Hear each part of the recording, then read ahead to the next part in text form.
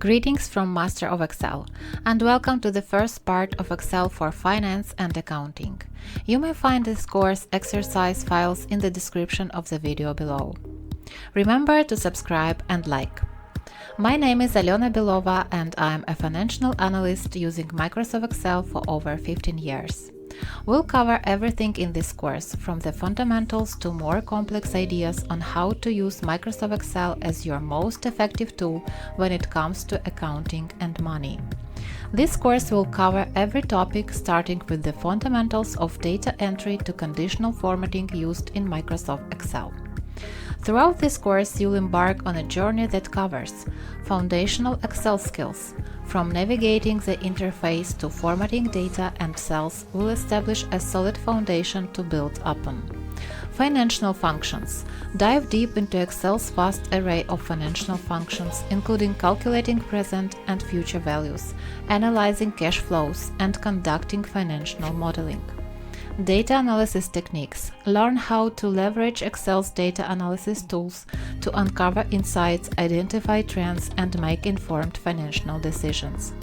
Financial reporting. Discover how to create professional financial reports, balance sheets, income statements, and cash flow statements using Excel's advanced reporting features. Automation and efficiency.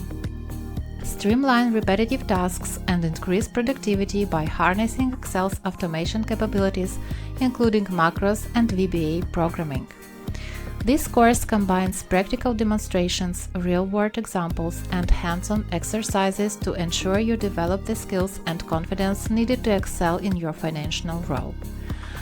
Excel was named to signify its exceptional capabilities. Excel implies excelling or surpassing expectations, which aligns with Microsoft's vision for the software. It also conveys efficiency, precision, and proficiency, reflecting its role as a premier spreadsheet application. So up here in my Excel spreadsheet, I have cells. They allow me to designate data to a specific spot.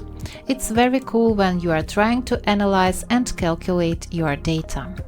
You have noticed that columns has letters, name, and rows has numbers. When we need to get the address of a cell, we need to find the intersection of a row and a column. For example, the address of this cell will be the intersection of column A and row 5. If you need to select a column, just hover over the desired column and click on it. The same is true when selecting a row. Additionally, you can come up and ask to see what cell you are in at any time. Examine the upper left corner. Once more, the cell name box will appear, revealing the cell's name that you are presently clicking within. Numerous cells can be chosen. You can refer to this as a range by utilizing your keyboard or mouse. Additionally, you can choose non-adjacent ranges by first choosing a single cell group. Choosing a different group on your keyboard by depressing the Ctrl key.